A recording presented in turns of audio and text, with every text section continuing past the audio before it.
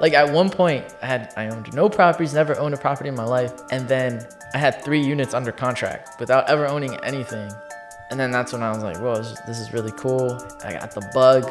That's when I realized like I really did like sourcing the deals. I really liked finding them. I really liked negotiating them.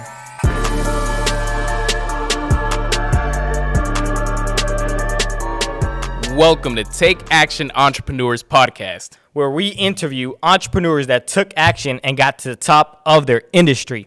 And on this podcast, we share with you exactly how they did it. Today, we have a special guest. We have Cristian Samayoa coming from Baltimore.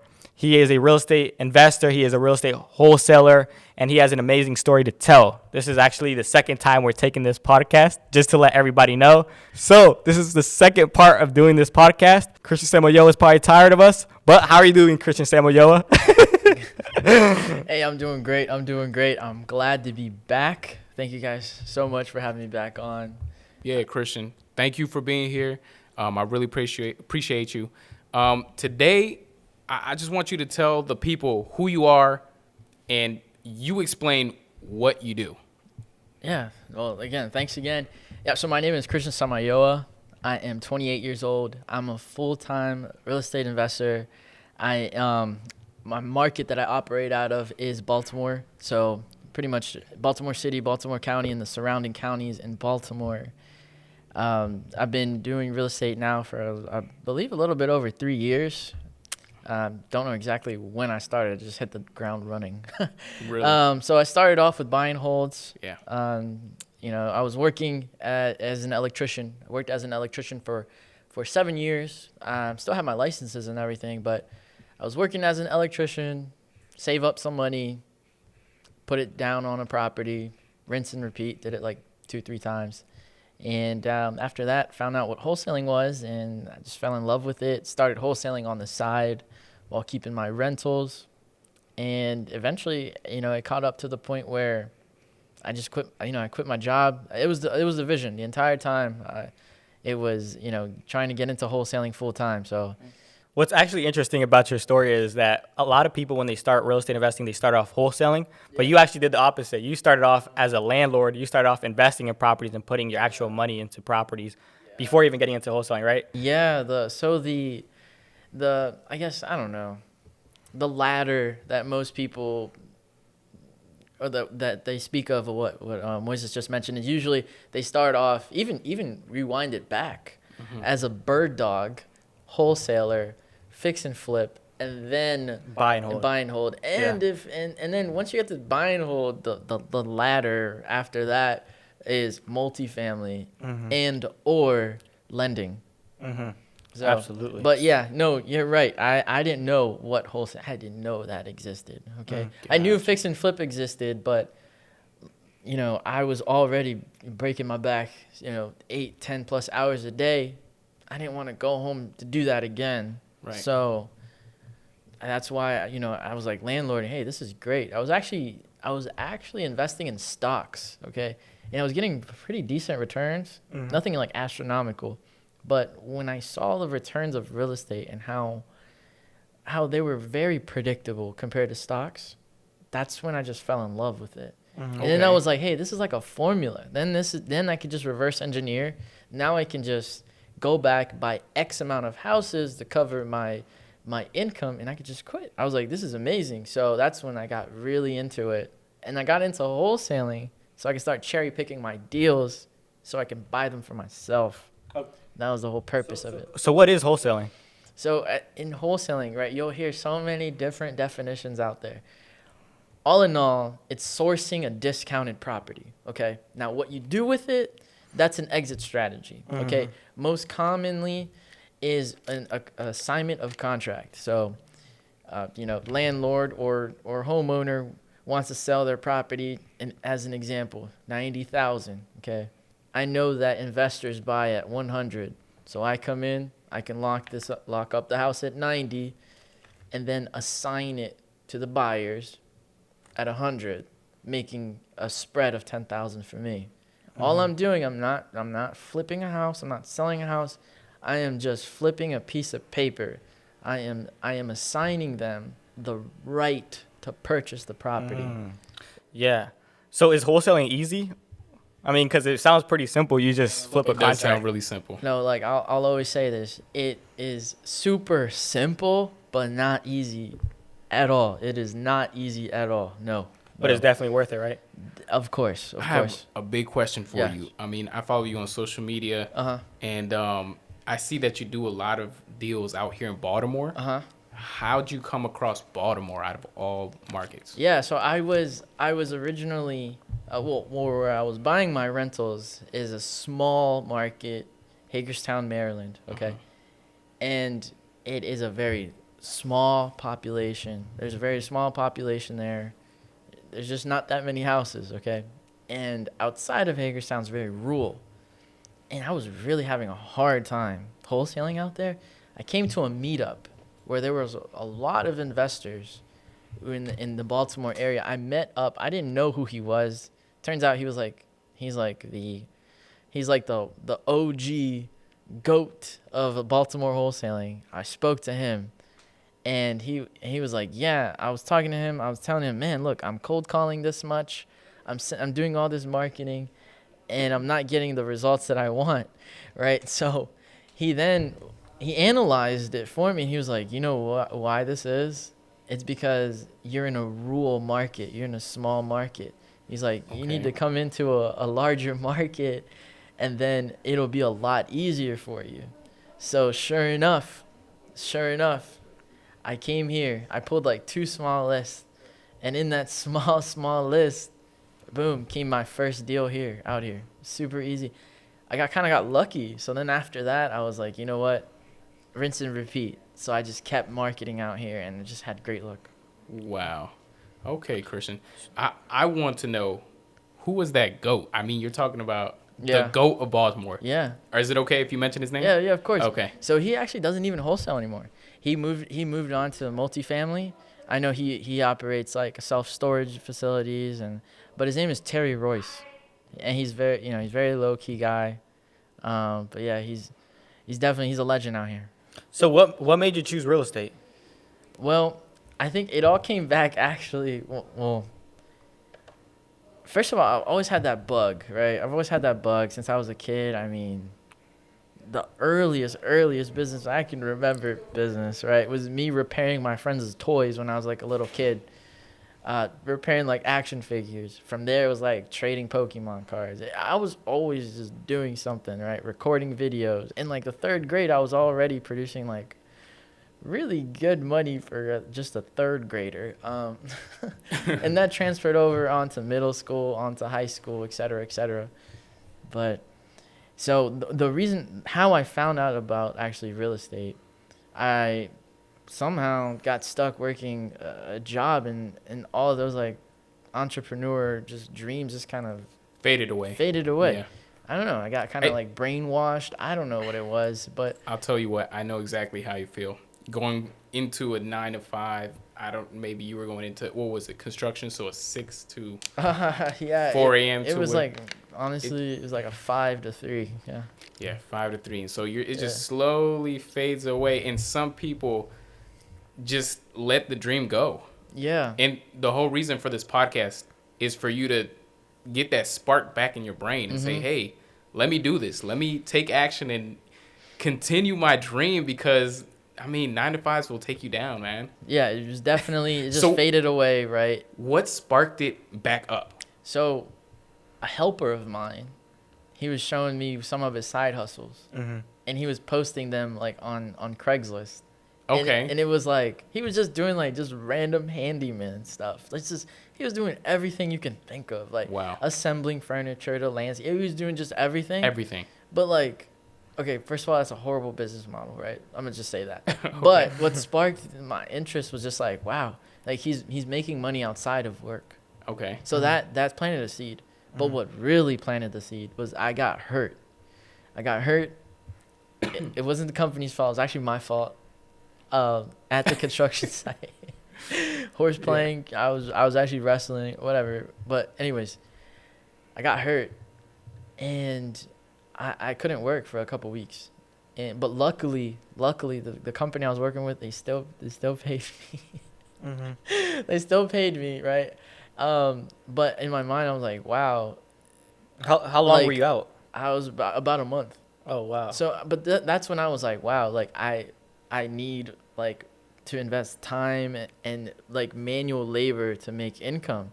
And then I was looking back at everything I've ever done. I'm like, I've always done like manual labor stuff. So you traded your time for money. So, yeah, I And- always did, right? Yeah. And then I was just like, man, like one day I'm gonna be old, and what am I gonna do? Yep. I can't absolutely just like right. still turn wrenches forever. Like I need to learn something. Right. Right. So that's when stocks came in. Okay, started doing that.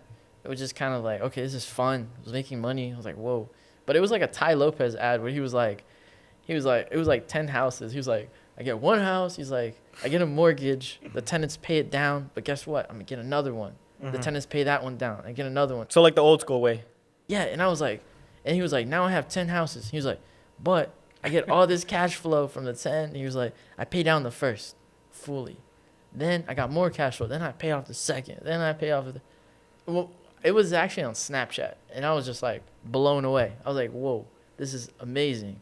So immediately, I was like, you know what? I started looking into it. I met a good friend of mine. His name's Cristian Samayoa, and he was like, we went over everything. He's like, yeah, you qualify for this, and that. Wow. Next thing I know was like, in like 30 days, I had 3 units. Wait, so how'd you get your first property? What type of loan did you get? That was a 20% down, 20% down loan. Yeah.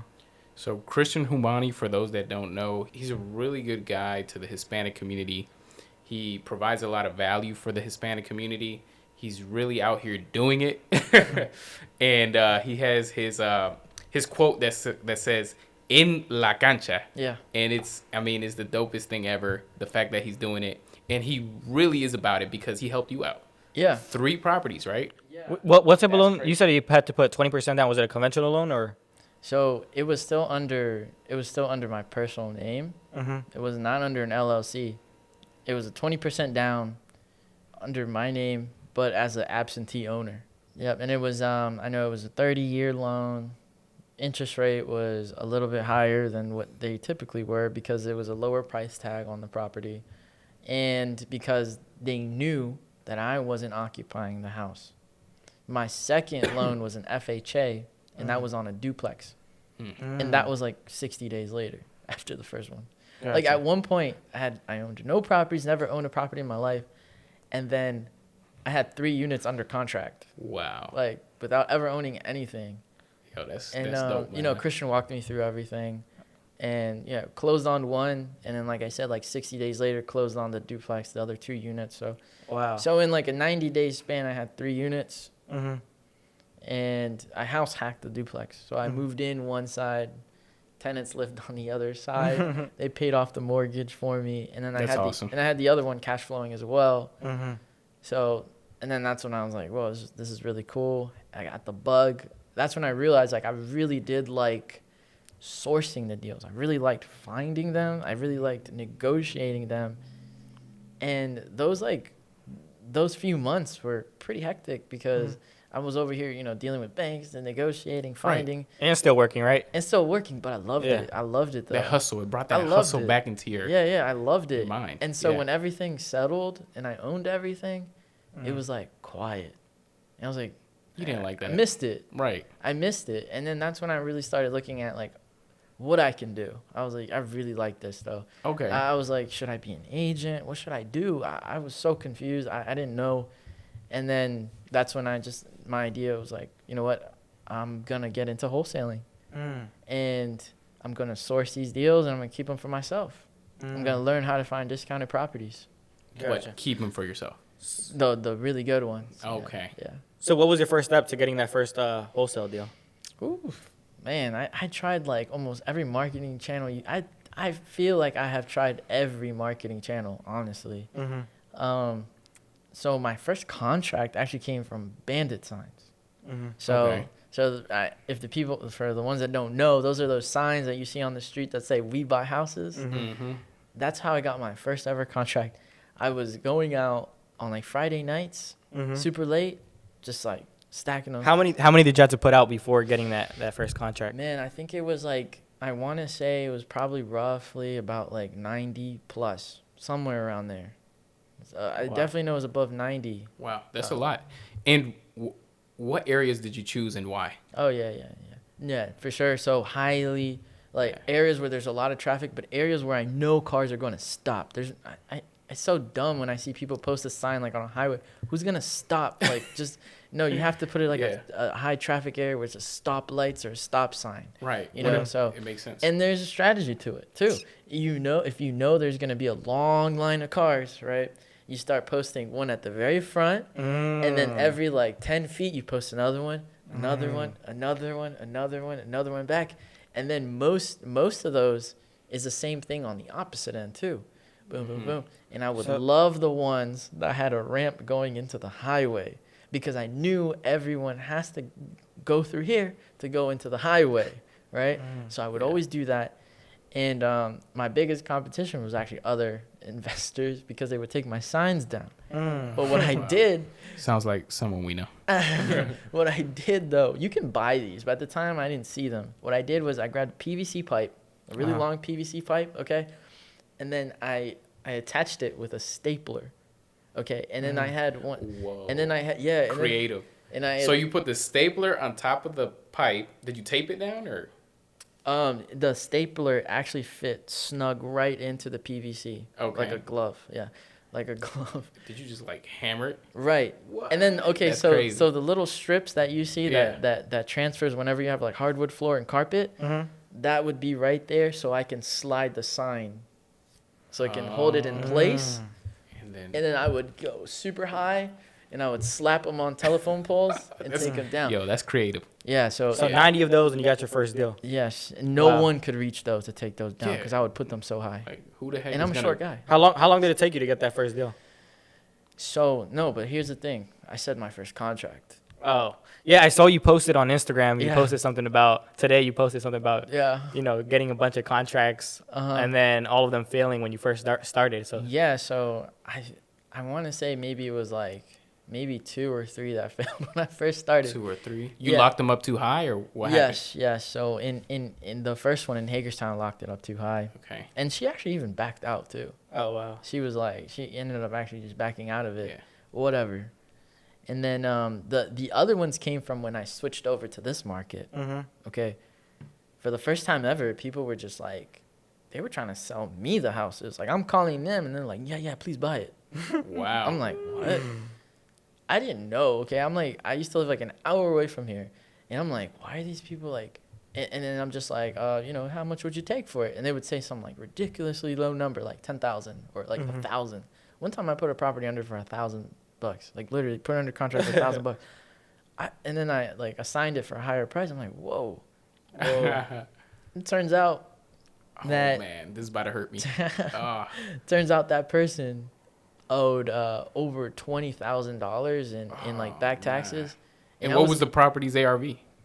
The ARV was around like Wow. maybe like 50. And it's so funny because that same property, another investor in my building actually put it under contract earlier this year, and I was like, dude, this is what's gonna happen. That's not gonna close. Watch, this is gonna happen. I went through that house, so it's still that person's still trying to get rid of it, but So sad. they owe way too much on the taxes that it's not even worth it. Like, it's not even worth paying that and fixing it. You'd be like totally upside down. So it's still here, but not selling. Yeah. Man. So how much money did you invest initially before getting that first deal I will say that actually closed? definitely a few thousand, because I even got a coach. So I got a coach even before I hit my first deal. So I got a coach, and to be honest with you, like, I would do it all over again. Like, was it worth it? Yes. For me, yes. Okay. Yeah, I probably would have quit. And honestly, because like knowing that I have invested that amount Right. did not let me quit. I was like, there's no way. I'm not gonna quit this. Because you already invested money. Exactly. It's like somebody that goes to college and it's like, oh man, I almost got my associates. Let me just keep going. Yeah. Because you already invested all that time, effort, and money. Softwares, the skip tracing, the hours on the dialer. So you dug yourself deep in a hole already, so it was like no way out. Yeah. No way out. And I knew I can't be a quitter. So I was like, Yeah. no. Yeah, makes Yeah. sense. Absolutely. Yeah. Yeah.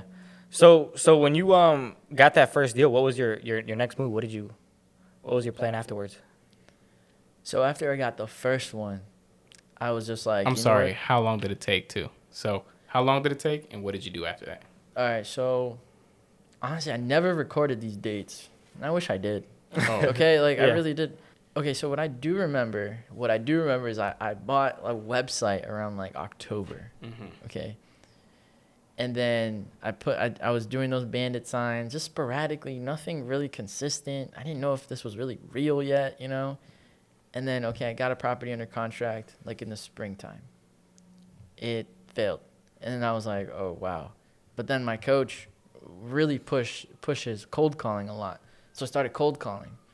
And in 2 weeks of me cold calling, I got a contract. 2 weeks. Yeah, and I got Because of your coach. Yes, it was So- his script, his list, everything. And I was like, okay. Invest in yourself, guys. I mean, Absolutely, yeah. right there. Yeah. Prime example. Yeah. So then after that, it is a deal. It is a deal. Technically, it is a deal, but it didn't Okay. feel like one because I actually didn't end up wholesaling it. It ended up becoming a realtor's listing. Okay. And, you know, I was able to get a marketing fee from that. Okay. What? Give us an example. How much is a marketing fee? So I will say this varies by state. Some Okay. states don't even allow it. Okay. So I don't want to drop any names or percentages or anything, really. Okay. Yeah. Because I've never really dealt with a Listing? realtor, a listing, you know, Yeah. that I brought to the table. Yeah. It's always interested me. Yeah. But I just never done it. So that's why I ask. Yeah. So Yeah. that was like the first one. Mhm. And then after that, it took a couple months after I shifted into, because I kept calling. I was like, man, I'm not getting any traction. So I shifted over to here. And then that's when I got my next one. Right. And then like 2 months after that one, I grabbed another one. And then about like a month after that one, I grabbed another one. So things just kind of started compounding. Yeah. So are you still doing bandit signs? No, I'm not. No, not What's at the all. reason? Not at all. I just don't But want to be outside late at night putting those up. Because in order not to get fined from the city, the best way to do them is put them up when they're not working. When are they not working? After Friday. Okay? So Friday nights, I'd put them up. Sunday evenings, I'd take them down. Because I did get a call. So it's too much labor work, basically. Yeah, and I did get a call. Like, I pretty much like a warning. Like, next few, you're going to get fined X amount each sign. were you using your personal cell phone number? No, of course not. How much can you get fined for that? It varies by city. You know, I really can't tell. I couldn't tell you. How are they going to find you? Well, the number. I know some people were there. This is how they called me. Yeah. They're like, hello? I was like, hello? They're like, do you buy houses? I was like, yes, I do. Great. Oh, man. Great. He's like, well, this is the Hagerstown City Department code violations. And Wow. yeah, so they can got trick you. you, bro. They can trick you to go on an appointment. We got them. Gotcha. And then next thing you know, there's the FBI waiting for you. Bring them in, guys. Yeah, man, that's crazy. So what are you doing now to as marketing? Yeah, so it's 100% at this moment, 100% cold calling. Okay. So, and how I pull those lists, a lot of it is driving for dollars. A lot of it is through Propstream. What is driving for dollars? So driving for dollars is honestly like whenever someone's new, I always recommend it. One, Okay. it's very affordable. Two, it saves you a lot of time when you're talking to homeowners. So pretty much you get in your car, okay? Or you can pay someone to get in their car, or you can even do it virtually through Google Maps. Oh wow. Go through the streets, okay? First analyze a neighborhood. Look at all the pretty houses, the newly remodeled houses, and identify which ones are the outdated ones. The really outdated ones or just the super ugly ones like, whoa, that one's vacant. Who knows what's going inside of there? I add those properties. So once I get a list roughly around like 1,000 houses, I can typically expect 1 to 2 contracts from that. And it honestly does not take a long time to get those contracts because in one session of me driving like for 3 hours or having someone drive for 3 hours, I can get like 150 houses. So are you writing these down all down or how you? When I first started, yes. When I Okay. first started, yes, it was on a notebook and it was on pen, and then I would go home, and then I would like go through county records and find the person's name and everything. But now, thankfully, I use an app called Deal Machine. Deal Machine. Okay, so with Deal Machine, all I do, it uses active GPS while I'm driving, and I just like pin the houses. I just pin the houses that I want, and it automatically saves them. I don't have to write anything. So I'm just pinning them. I'm pinning them. When I get back home, I can pull that entire list of all those houses and just export them to get them skip traced. So with skip tracing, I use batchleads.io. So with that, I get back the phone numbers. Once I have the phone numbers, I send it to my dialer, which is the batch dialer, and that's when I cold call those leads, and I get in communication with them. Free game, guys. Free game. Pay attention. So you use? Can you say that one more time? What you use? You said you use. What did you use to drive for dollars? Yeah. So the app that I use for driving for dollars is called Deal Machine. So Deal Machine. Yes. Okay, so I'll have that on the link in below if anybody wants to check that out or use that. Then you said you skip trace the list with. Yeah. So then once I get that list, right, what am I gonna do with it? How am I gonna talk to them? I need their phone numbers, right? So Deal Machine doesn't give you the phone numbers? It does. Honestly, it does. But you can go ahead and use it. I don't think that their phone numbers are the best. They have the best driving for dollars app, but their phone numbers, I wouldn't say that it is the best. So what I do is then I transfer that list over to batchleads.io. And at batchleads.io, they send me phone numbers anywhere from like 1 to 10 possible phone numbers for each record. Once I have that data, it's as easy as a click on a button. Send it over to batch dialer. And at batch dialer, that's when my agents give them a ring. Gotcha. So you put it into batch dialer, and then that automatically calls all these leads by itself. Correct. Yep. So we put the list in. My agents are there already. We go through the script, call everyone up, see who's interested in selling. Oh, wow, that's awesome. And how are you running your comparables and numbers of the properties? Yeah, so if someone raises their hand and is like, you know what, yeah, I'm interested in selling. So the next step is, figuring out different information, okay? Seeing if they have an asking price. If they don't have an asking price, I obviously need to know what number it needs to be at to be a deal. So what I use is a software called Propstream.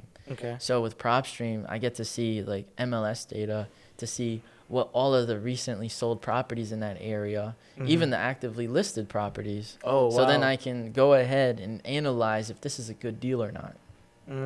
Okay. So you said Propstream? Yeah, Propstream. So for the people watching, I'll go ahead and have all that information, all the systems that he uses for his real estate company at the moment. I'll go ahead and have all that below for anybody who wants to check it out. Everybody gets a 7-day free trial for all those systems if you go click our affiliate link below. Hey, so I know you're enjoying this amazing podcast, but before we continue, I just want to give a huge shout out to Propstream. If you are an agent, investor, and or wholesaler, you need to check out Propstream. For only $97 a month, Propstream allows you to run comps anywhere in the United States, and you can pull over 10,000 leads every single month. And not only that, but you can go ahead and look at the property history of any property. So with that being said, click my affiliate link below for a 7-day free trial today. And don't forget, take action. So yeah, man, so right now, what's your operations looking like? Yeah, so at the moment, at this very moment, I have 3 agents calling. So 2 of them in the Philippines, one of them is in Nicaragua. Okay, all 3 of them are calling prospects 5 days a week, anywhere from 4 to 5 hours a day each person. And I have my cousin also pulling data on the side. He does it on the side because he's a student, but I was doing all of that, like admin type of data work, keeping him busy, but also showing him the business. My brother as well, he also does calls. And he does acquisition calls, which is the next step after the initial prospecting call, to then filter them even more and potentially get an appointment. So it's a total of how many people right now? Yeah, so it's like 5 people as of right now, not counting myself. Yeah. Okay. And I know some people are starting this journey on their own. Any recommendations on those people that are doing it on their own? Yeah, okay, definitely. If you're doing it on your own, the best thing you can do is have the right softwares in the beginning. You can get away with a lot in the beginning. Honestly. Software and a coach. Yeah, and definitely. I mean, it's up to you. You know, some people. I believe like Moises is an example. I mean, he's never had a coach, right? Yeah, never had a coach. Never had a coach. Not in the beginning, at least. Well, I mean, I took a couple courses, not free, but I paid for like some cheap $200 courses and stuff. So did I. I bought so many courses. I have so many courses, honestly. Yeah. And I'm never going to stop investing on myself either. Right. But what I was going to say is that, like, this is an example. It just saves you so much time. Back before Deal Machine, I had a pen and paper, and I would drive out there. I'd get, like, 70 addresses. And then I'd had to read and type one at a time in, like, county records, right? Mm-hmm. I could have paid someone to do that. At one point, I thought about that. I'm like, I could pay someone. But then the app itself was so cheap.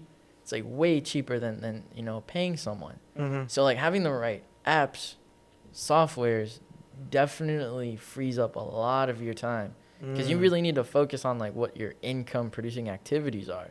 Mm-hmm. Me typing in one address at a time to find them on county records was not making me any income.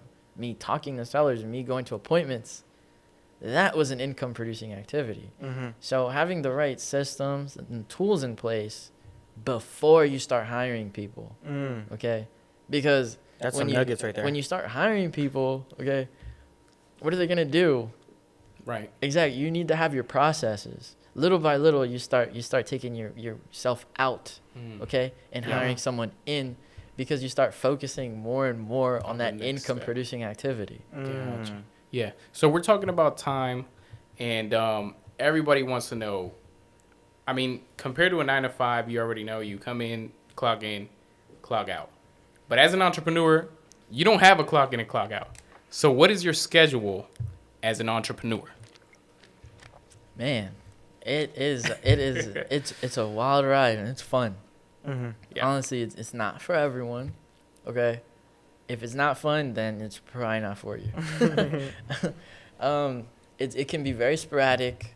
You know, you set your own framework, right? You set your own framework, but sometimes you'll have appointments that are in awkward times of the day. You know, there's always something that pops up, some sort of fire that comes in. But definitely, I mean, if you can get started early in the day, that's the best thing.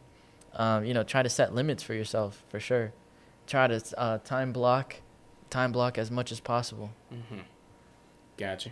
Okay, so tell everybody right here on camera, what is a habit that changed your life? Definitely, and this is so weird. I never thought I would say this, right? But it's definitely like journaling. Okay. Journaling was just a big thing. Like earlier this year, I hired a performance coach, Tanya Oliver. It was amazing, and she actually helped me out a lot with what you just mentioned, as far as like the productivity. Productivity and setting up like you know, schedules and everything. That was so key for me. Yeah, so key. I'm sorry, and I kind of got on a tangent thinking about it. What was your question? What's a habit that changed your life? Yeah, so she taught me so many things as for personal performance, things that I had no idea influenced, you know what I mean, like day to day. But there's too many. You know, like time blocking was one of them, exercising was another one, and journaling was a third. So I can't narrow it down to just one. Yeah. As an entrepreneur, what are 3 things that you cannot live without? Oh, man. Wi-Fi, computer, and cell phone. That's very true. Yeah. That's very true. Because with all those 3, I mean, you can make money literally anywhere in the world. Exactly. Absolutely. So, Cristian, tell us, what is the craziest story wholesaling here in the Baltimore market? Listen, I feel like every day there's a crazy story, honestly. Every day. Every day in Baltimore. Literally every day. Every day, but Every second. Yo. oh man, and it's so funny because I don't know, the first example that came up to mind, I know there's some funnier or just you Some know, crazier examples, but the first one that came to mind, I had a lady call me, and she had this was like in March. So like the COVID shutdown just started, right? She was like, hey, I have a guy who hasn't paid rent in like a year and a half. Okay. And now that this whole like shutdown thing started, They were already not paying rent. yeah, they were already But now they're already not Oh, paying my rent. goodness. And he's like, now I can't even kick him out now, right? I'm like, yeah, you can't. Like, Wow. she's like, courts are shut down, this and that. I mean, if you remember, like March was crazy, Yeah. right? 2020, March Right. 2020 was crazy. Yeah. So I'm like, wow, okay. But she really wanted to sell this house. So my partners, they didn't want to buy it with him in there. Okay. So I asked her for his phone number. She gave me the phone number. I contacted him. Thankfully, he was responding and we were being able to communicate. I was able to go to the house. So he was a nice tenant, but he's not a paying tenant. Yeah. Okay. Yeah. So, I go to the house and it is just a wreck. I'm like, how can someone live here? Oh, Okay. man. It was just horrible. And What it smell like? that smell is still stuck in my nose, Yeah, I bet. Yeah. But so, man, that was crazy. So, to my surprise, though, he wasn't there alone. He Okay. was not there alone. He had over like 15 people in the house. 15 people. And check this out. He hadn't paid rent in like a year and a half, right? It was so hard to get a hold of him because he was always working overtime. He was always working. And not just that, he was always working overtime and doing some sort of side hustle too. He was always like fixing some sort of car or something like that. So it was like super hard to even like get Because he's a hard work. because he's working all the time. Oh my But yet he hadn't goodness. paid rent in like a year and a half to this poor lady. This poor lady. Taking advantage. This bro. poor lady did her church a favor. How old her- was she? She was in late 50s, early 60s, I believe. Early 60s, and she had given up her property. Her church. Look, her church was like, Okay.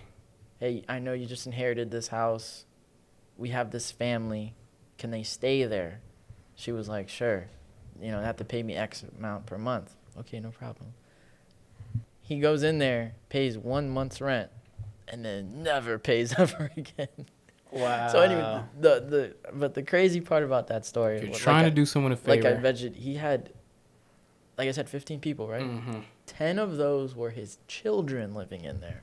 Wow. The that's other fucked up. the other 4 were his grandchildren. So his children were old enough to work. They all had jobs. So there was 10 people in there, at least 5 15. of them working. 15. There was 15. At least 7 of them working. At least 7 of them were working, correct? And nobody paid rent. No one was paying rent. Poor lady. Yeah, exactly. But you helped her out. Yes, I did. So there we go. I Perfect did. example of why wholesalers are A solution. a solution. Exactly. This lady has not been able to sell her house because the person would not leave. Did I force him out? No. I talked to him. So what did you do to get them out? Just talking around, I was able to find certain programs where he could move in with his family. Okay. So I worked with certain people who worked out, found some sort of like government, programs that could, How did you do that? so Like connections. what type? Okay, Connections. Okay, but connections anyone can have. So there's always in most markets there's investor groups. Okay, so in those I reached out. I asked questions to people, and I was able to find someone that could help that family find a place to live. Not just because So I actually didn't know that. yeah, and not just because Yeah. and listen, not just because that poor lady wasn't getting paid, but because the condition of that house. It was just horrible. There was little babies in there. Okay? Like that was not a house. Like people could get sick in there. There was mold everywhere. Okay? So I felt good not just because, the lady was able to finally sell her home, but because I was able to find a safe, clean place for that family to move to. Wow. Okay? So yeah, it's all about finding solutions. Definitely. I'm glad you were a problem solver in that situation because I know me and Moses, we'd have gone crazy trying to figure it out. Yeah. Yeah. And there's a lot of wholesalers out here that, are not good-hearted and kind-hearted. Yeah. So, yeah, man, shout out to you for doing the right thing, though. There's still hope for good wholesalers out here. I mean, that's the reason. I mean, I've heard, I don't know if this is true, but I've heard of some states that are even banning wholesaling. Is that true? Yeah. I mean, I don't keep up to date with those, but yeah, you're right. So it's more important than ever to just be professional, take this business as a business, treat it as a business, not as a hobby. Got to remember, like, these houses. A lot of people treat it like a side hustle. That's the problem. Exactly. It's not a hustle. And this is where it's very delicate, though. Houses, right? We deal with houses on a daily basis. We forget that the average person only does 2 transactions their entire life with real estate, okay? So for every time they do a transaction, it's something new. They don't do it every day like we do. So we always have to remember that, okay? Right. We always have to be as transparent as possible and remember that this is most likely their largest investment that they've ever had. No, you're absolutely right. You know, so it's important to treat it like a business. And that's where a lot of people are coming in and unfortunately giving us a bad name. And it's only like, you know, one apple that ruins everything. So Right. there's a lot more good people there, you know, but people always remember the bad examples, unfortunately. And we can see proof of that if anybody is doing cold call marketing. You call a seller and they're like, I just spoke to another guy and he just made me upset. Or there's people that will get under contract and not be able to sell it, so they back out. That too. Because they don't learn the game, and they get. I mean, I know it's happened to a lot of us. Yeah. But you know, a lot of people are doing it. Make sure you do your numbers right before you do someone dirty. Yeah. And that's why it's so important, like you said, to get a coach, right? Because it won't happen as much. It still happens sometimes here and there. Yeah. Right. But it's always to be transparent with them. Like we were talking earlier, you were telling us that you're very transparent. That super. Yeah. Explain a little bit how what you tell these sellers to be transparent with them. Yeah. So I'm upfront. I'm honest with them. Like right off the bat, I'm like, if this is about getting the most amount possible for this property, I'm not your guy.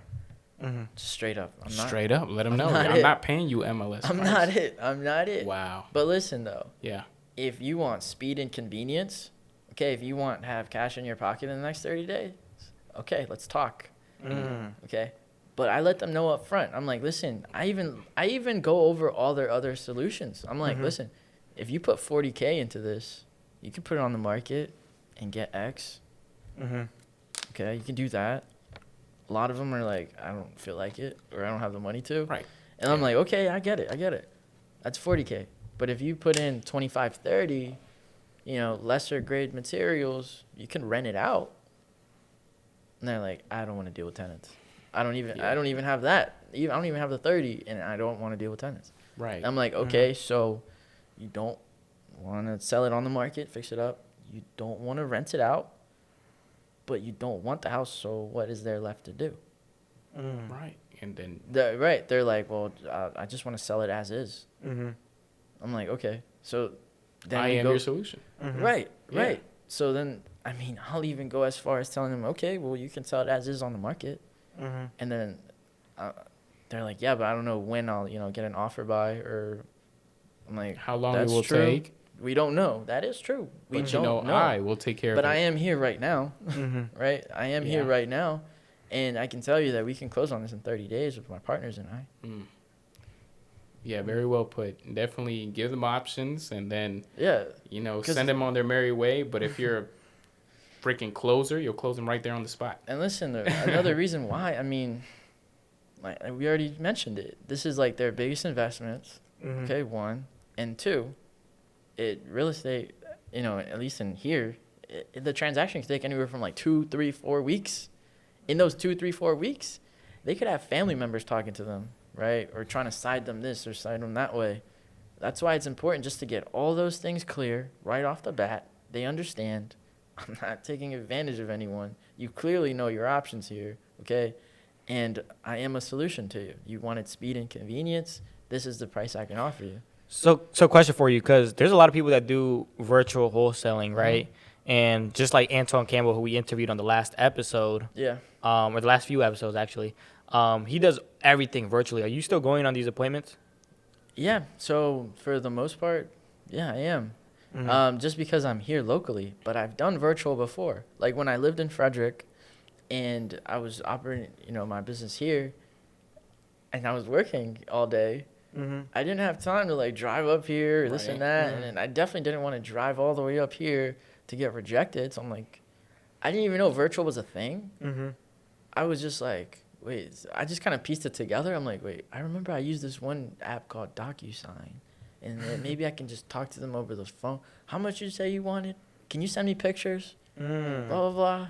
And So then, you like, were having the owners of the Yeah. property take the Send you pictures pictures. for you. Yeah, I was. Yeah. What's the pros and cons of actually going to appointments? So, it is, in my opinion, here in this market. See, some markets the ARVs are pretty low. The after repair values are pretty low. So in order to squeeze the most out of them, it's better just to get like a one-on-one, like personal relationship with these sellers, and it's very key. So, I will say yes, it's super convenient when you're doing virtually because you're just sitting on your couch or wherever you're at, and you're just spitting out these offers, sending DocuSigns. Great. But when you're actually meeting up with them, and you know they're putting a voice, like face to the voice, they're Right. connecting with Right. you, you're building better rapport. You actually get to inspect the property better yourself, Correct. right? Yep. You'll notice that your spreads can be a little bigger. You know, sometimes I'll go out, have lunch with buyers too. So the cons are, you can if you're doing it virtually, you probably end up with smaller amounts of Smaller. spread. You'll also end up with houses where Need you'll have more more work. contracts fall through Mm-hmm. because you weren't there to verify the condition. So sometimes the condition of these houses aren't as good as they tell you. You can take some pictures that make things look better than what they are. Right. You know, so But Yeah. wouldn't you say that actually going to appointments might be taking a lot of your time? yes, but this is what I do. Okay, so I actually get almost like a verbal commitment over the phone. That's So you're very not smart. just going on appointments of people who say they want to sell their Yeah, property. I'm not just going on it like when I first started. Yeah, like they would say yes, and then I'm like, oh, I'll be right there without asking any 30 other minutes, you're there questions, already. right? I want to hear an example of how you get them to verbally commit. Yeah, so we'll go through our script. Okay, there are 4 pillars that I want to know.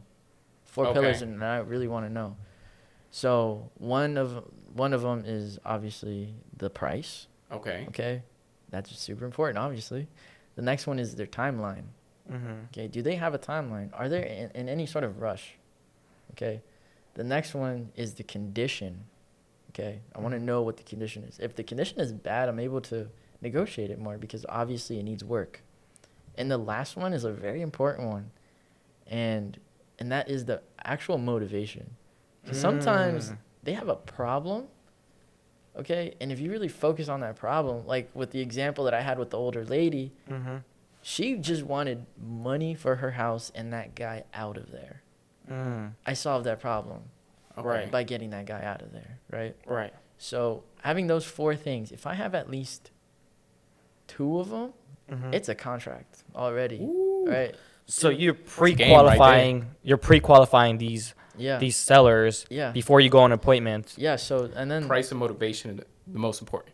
but timeline is also very important as well. Okay. Timeline is also Right, because important. then they could have a good price, but they might say, "Well, I'm not ready to move." Yeah, I'm in that situation right Right. now, actually. Yeah, Okay. exactly.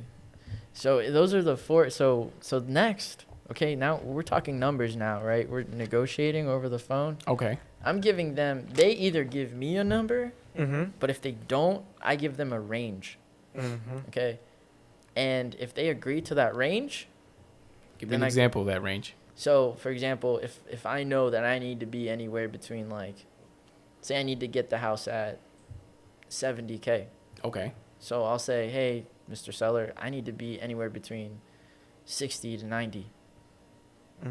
Or actually even less, like 60 to 80 or whatever, right? Right. I'll give them a range. Okay. Okay. If they agree to that, then I know we can do business. So you say something like, "Hey, I can probably give you somewhere around 60 to 80." Yeah, but I always lead with value first. Okay. So I always lead with value.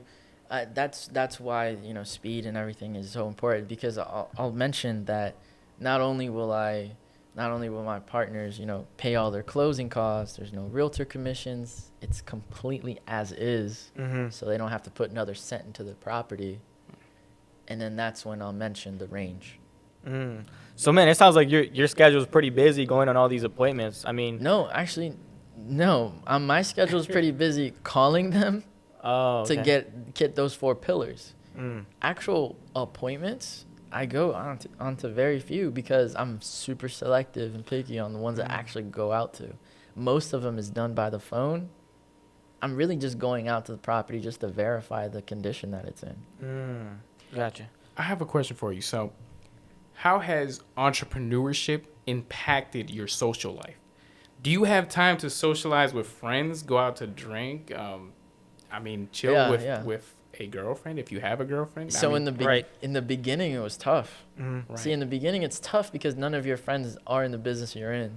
But the longer you're in that business, your friends are also entrepreneurs. So okay. yeah. So eventually, no, I don't feel like I'm not hanging out or I'm not having fun because the people that I hang out with are typically in the same line of work that I'm in. Right. So- Because when we invited you to the bar just right now, why did We're in the same line of work, man. Yeah, exactly.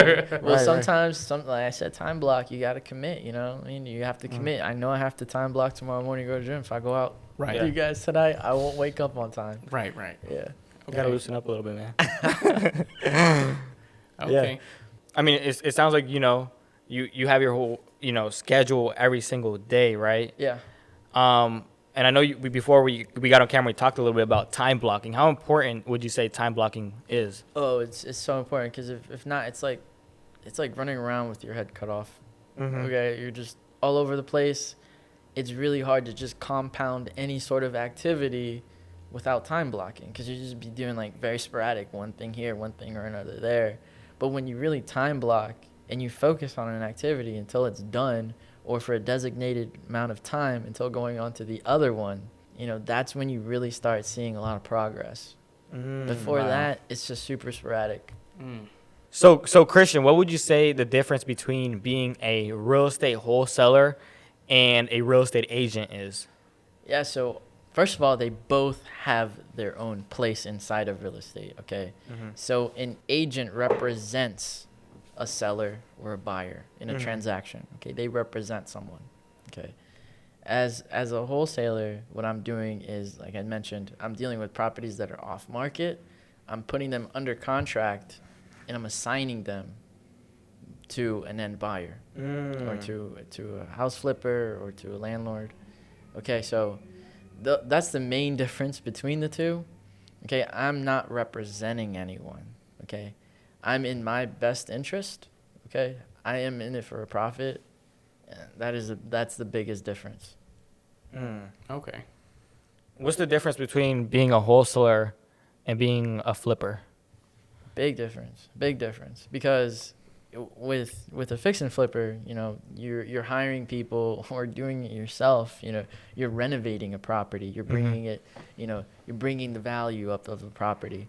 As far as me as a wholesaler, I'm finding an opportunity, putting that opportunity under contract, and assigning that contract to a flipper or for a buy and hold investor. Okay, interesting. And so we were speaking about your social life. Do you have time to go out on dates, man? What's going on with that?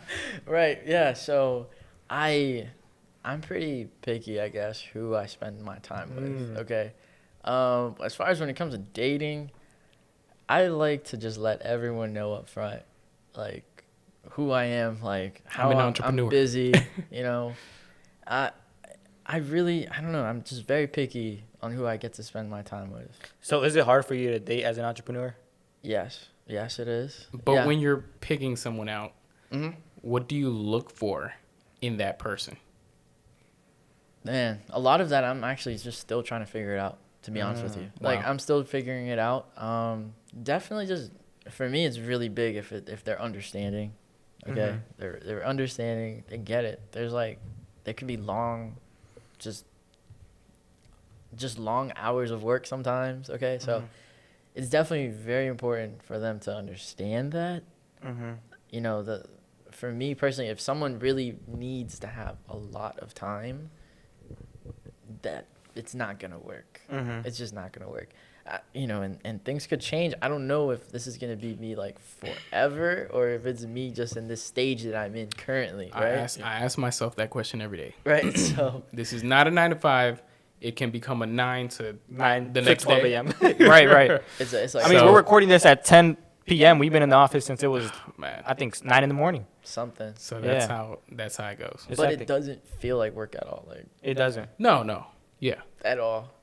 Especially because we bullshit around the office most of the time. let's be honest, man. Hey, it happens sometimes, guys. But at the end of the day, Like, I think 70% is work. The rest is just talking. It was that's 80/20 Because if you no, let's be honest, right? that's 80/20 rule. Right? There's Because a look, book about that. is that a good thing or a bad thing? It's just the way everything is. But here's the thing, like if you think about it, right? Because when I first started, I was in school, right? And then I had a job at the same time. But I got more done in 3 hours than I did like in these 8 hours in the office. You know what I mean? Yeah. So when you actually have things to get done, like how do you explain this? Like maybe you can elaborate, because I remember last time you were talking to me about this, about how, when you actually have a job and you only have you only have 5 hours to work. That's what You work harder. That's what time blocking is. Yeah.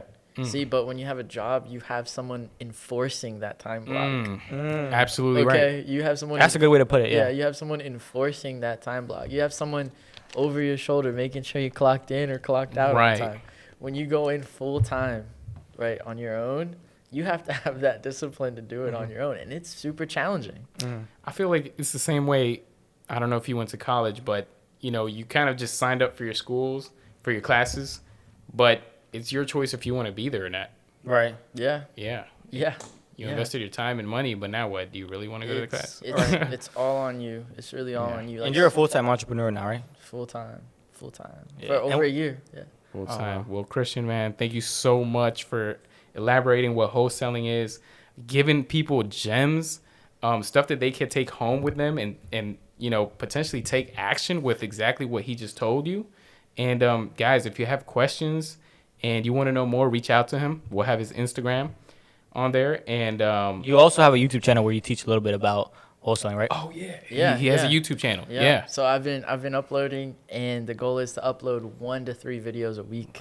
Right. So this week was my first week uploading, re-uploading, because I had uploaded in the past, but nothing super consistent. Because So it's so hard, like even It us is. starting this podcast, it's so hard to It like is. Yeah. run an actual business. And when you actually do a business, it is. and we're not gurus here, we're doers. Yes. Right. So when you're actually in the business, working in the business, it's hard to focus on social media, especially It because really is. Exactly. we don't Yeah. get paid for doing this. This Yeah. is all free. This is all free. Yeah, It's all free to help other exactly, people. and that's my goal too. I want to just I'm pretty much just filming myself work and making some educational videos, putting I just believe the information should just be free, Right. 100% free. So I'm just putting everything out there, like everything that I do.